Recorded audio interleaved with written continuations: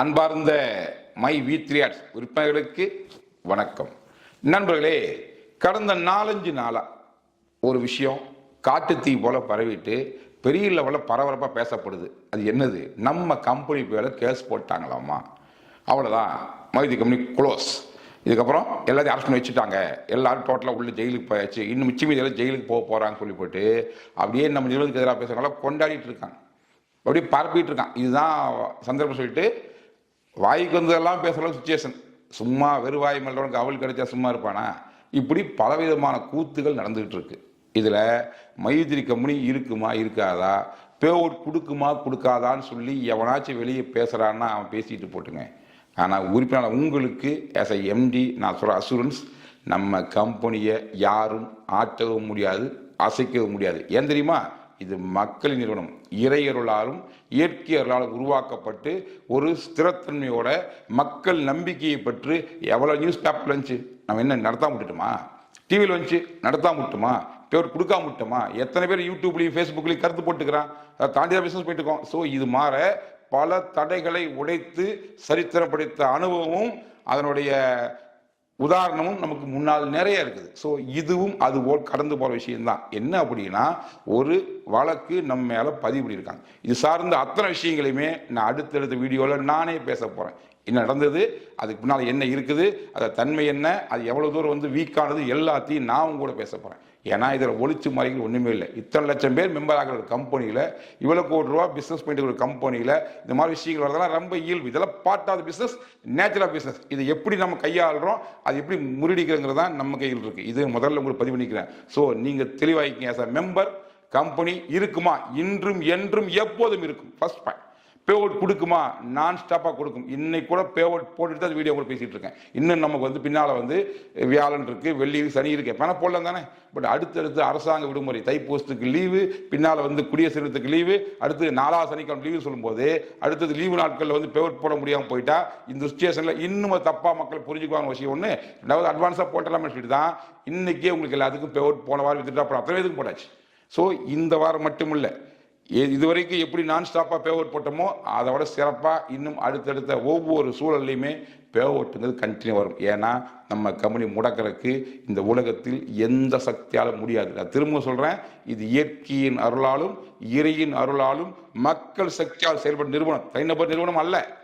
அத்தனை லட்சம் பேர் இன்னைக்கு இருக்காங்க. 50 லட்சம் பேருக்கு மெம்பர் கொண்ட ஒரு கம்பெனியினுடைய செயல் திட்டத்தில் இவ்வளவு தெள்ள தெளிவாக டிரான்ஸ்பரண்டா மக்கள் நலனில் அக்கறை கொண்டு தாந்தின்னியா ஒண்டிமுனியா லாபத்தை நிறுவனம் வச்சுக்காம மக்களோட பகிர்ந்து செயல்படுறன்னு சொன்னா இதற்கு எத்தனை சோதனை வந்தாலும் அது சாதனையாக தான் முடியும். நம்ம அவுட் பண்றதுக்கு போற அத்தனை பாலி 6 வச்சிருக்கோம், இந்த பாலி டபுள் 6 அடிக்க போறோம்.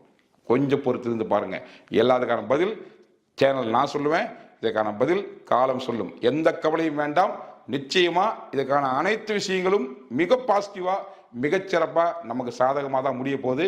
இதுக்கு நாம என்ன பண்ணணும், அடுத்தது தெரியணுங்கிறத தொடர்ந்து இந்த சேனலில் பேசுறேன். பட் முக்கியமா என்ன அப்படின்னா, ஒரு சிலர் வந்து ஒரு விஷயத்தை பண்ணியிருக்காங்க. விஷமிகள் பண்ணாங்களா இல்லை விருப்பத்தில் பண்ணாங்களா தெரியல. என்னன்னா, என்னுடைய மொபைல் நம்பரை கொண்டு போய் ஃபேஸ்புக்கில் போட்டுவிட்டு இதுதான் கம்பெனி எம்டி நம்பரு, அரெஸ்ட் பண்ணிட்டாங்க, நீங்கள் ஃபோன் பண்ணி கேட்டுக்குங்க, எதனால வந்து ஃபாலோ பண்ணிக்கங்க அப்படின்னு சொல்லிட்டு என்ன இருக்காங்க, என் நம்பரை கொடுத்து ஊர் ஊரை பரப்பிட்டாங்க. இதன் மூலியம் என்னாச்சுன்னா, நேற்றுக்கு இருந்த கண்டினியூவா கால் நானும் அட்டன் பண்ணி சலிக்காம பேசிய தொண்டையே கட்டி போச்சு.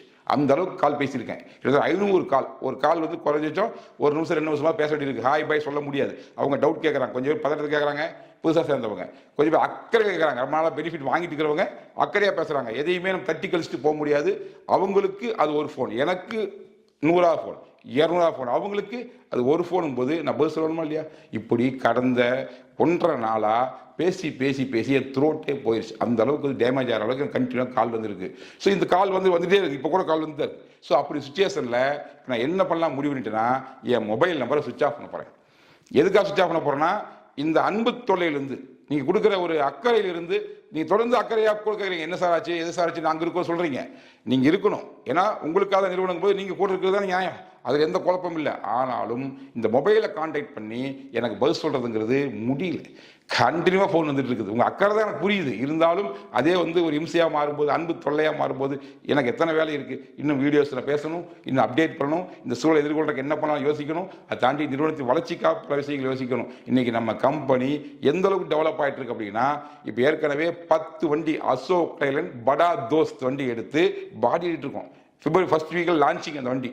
இன்னைக்கு ஏற்கனவே கோயம்புத்தூர் 26,000 ஸ்கொயர்ல ஹப் இருக்கு. அது மாதிரி வந்து தமிழ்நாட்டில் இன்னும் 8 இடம், மொத்தம் 9 பிளேஸ்ல ஹப் ரெடி பண்ணி ப்ராடக்ட் அங்கிருந்தே ஸ்டோர் தர மாதிரி ஆல்ரெடி பிளான் பண்ணி போயிட்டு இருக்கு. இன்னைக்கு தேதிக்கு 700 ஸ்டோர் லைவ் இருக்கு.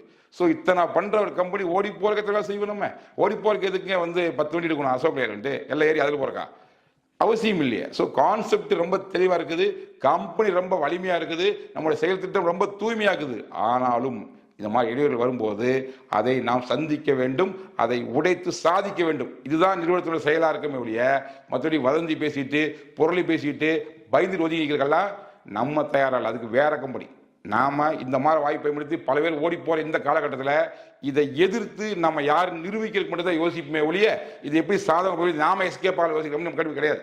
ஸோ கிளியரா சொல்றேன், தெளிவாக சொல்றேன், தைரியமா இருங்க, நம்பிக்கையா இருங்க. போனை சுவிட்ச் ஆஃப் பண்ண போறேன்.